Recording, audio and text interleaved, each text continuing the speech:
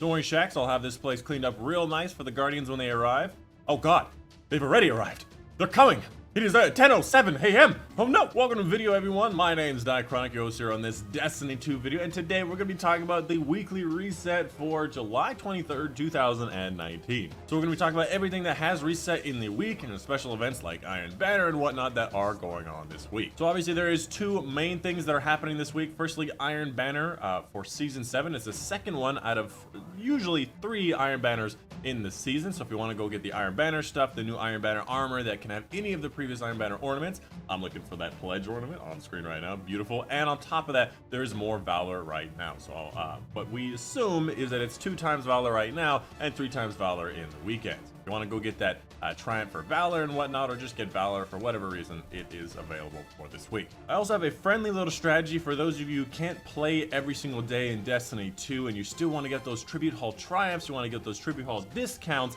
Right now, you can only claim 4 of those discounts every single day. However, you can complete 4 of those on every single character and just hold on to them. So what I recommend doing is doing all 4 on all of your characters every day that you have time to do it. And any day you don't have time, just log on and claim 4 of those bounties, and you should be able to get those discounts. Just a little thing that I've discovered along the way to make it a lot easier if you don't have a lot of time. Anyways, moving on to the Nightfalls this week, we have the Pyramidion, the big hobgoblin sniper at the end, and he dropped the Silicon Naroma sniper rifle. Next up, the Strange Terrain, that is going to be the Warmind mission with Nokris at the end, the big wizard dude, and he drops the Braytech Osprey, which is needed for Wayfarer, by the way. And then finally you have Saladin Song, the big purple shrieker at the end, and he drops the Duty Bound auto rifle. The highest scoring this week will be Strange Terrain, and the fastest will also be Strange Terrain. You can handle Strange Terrain in 2 different ways, either farming out those yellow health knights and killing off all the orange enemies, or you can just run straight past everything. The heroic modifier for the week will be Arc Cinch, and the daily right now is Blackout and Grenadier. Just a quick mention to the daily heroic story missions, Ice and Shadow is available, and it is literally the fastest heroic story mission out of every story mission ever. You can finish it in literally 3 minutes. And last time I made a mistake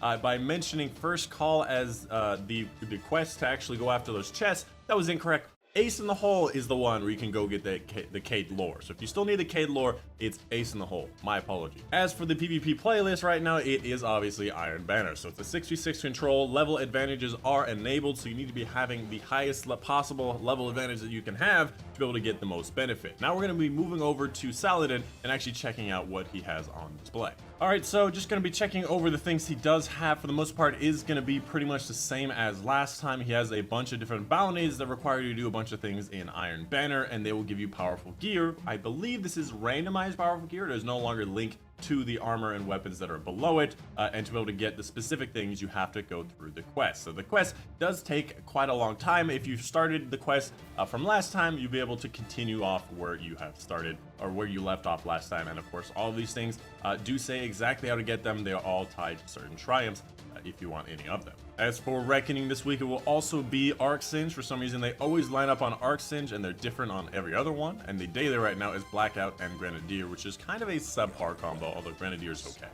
As for the Dreaming City this week, it is in its weakest curse state, so 1 out of 3 curse states, and the Ascendant Realm can be found in the Bay of Drowned Wishes. So go into this lost sector. It's going to be the one that you go down, down, down, and just jump all the way down those rocks. And of course, I always recommend using a Titan and using the mini fist and just going straight down the whole way. It's always a lot of fun. As for the flashpoint this week, it will be taking place on Nessus, so completing public events, lost sectors, and heroic adventures for powerful gear. As for Escalation Protocol, last week was the sniper, this week is all 3, and next week is all 3, and after that will be the shotgun. As for the Menagerie this week and dailies will be Arc Cinch, Blackout, and Grenadier. So very similar to, I believe, the Reckoning, and the heroic right now will be Extinguish, Grenadier, Famine, and Solar Cinch. And the boss this week is going to be Aranek, beloved by Callus, which is the Ogre. So if you're looking for the truth, he is available again this week, or if you just want to fight that boss. And as a last little shout before we get to Eververse, if you are looking for a specific 0 hour or Whisper week, it is currently Solar Cinch. Oh hey, look, an exotic engram. Oh, great. Actually, you know what? It's actually a decent roll with pump action and shotgun scavenger. Both of these, and it has hands-on. This is a good roll for this kind of exotic for PvP. Moving on to Eververse's inventory, we're going to be telling you all of the different things she has on sale today. First of all, obviously you have all of these things for real money purchases. I've been looking for this sparrow for a while. Hopefully it appears in the Bright Dust purchases. Oh, hey, I didn't know that emote exists. Timeout. All right, so we're gonna be going over the Bright Dust purchases. Pretty standard stuff. You have Amethyst Veil. You've got the ornament for Imperial Decree, the one aggressive frame shotgun. You also have the Acreus skin, which is my favorite skin, by the way, which I will demonstrate right here. It's the one that looks like, well, a dragon or one of the war beasts, and then finally you have a sparrow. But the sparrow's never useful. Bungie, you really got to make this a 160 to make people actually want to get it. Moving over to the other Bright Dust purchases, we have things like Consult the Archives, which I thought was supposed to be a real money purchase only, so you can get a discount for the book. Although that has expired, so maybe they're just giving it to anybody. You also have this sparrow, which I think is a sparrow. Is it a ship?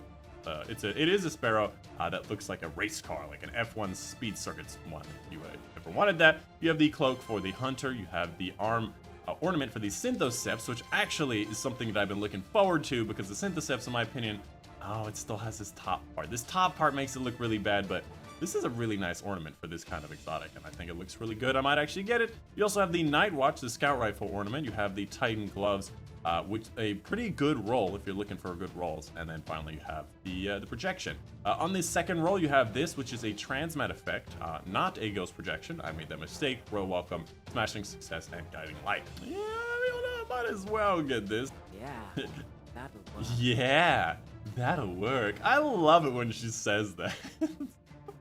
Yeah, that'll work. Oh, okay. Moving on to my Prime Engram loot box opening. Basically, I open a Prime Engram. I also call out which kind of things it should land on, and if I am correct in calling out, I will be doing a giveaway next week or the following week on my Discord. So if this one ends up being a head or an arm piece, we will be doing a giveaway of a bunch of Steam games on my Discord. And let's go ahead and see what it is. And of course, I do this every single week just for you guys who watch this entire video. So it actually was. It was a headpiece. So next week, we'll be doing a giveaway. We did a giveaway so recently. So just head in the description down below, find the Discord link. It should be next to one of those Dorito symbols. Go to my Discord, and I will be next week on the reset announcing a giveaway, and so you guys can get some free Steam games and all that whatnot. Moving on to Hawthorne's inventory and her bounties. We're gonna be moving across the top here. You got Nightfalls, you got Crucible matches, raid, and menagerie runs with your clanmates. Again, this is the powerful gear one that you need to have a max level clan to be able to actually complete.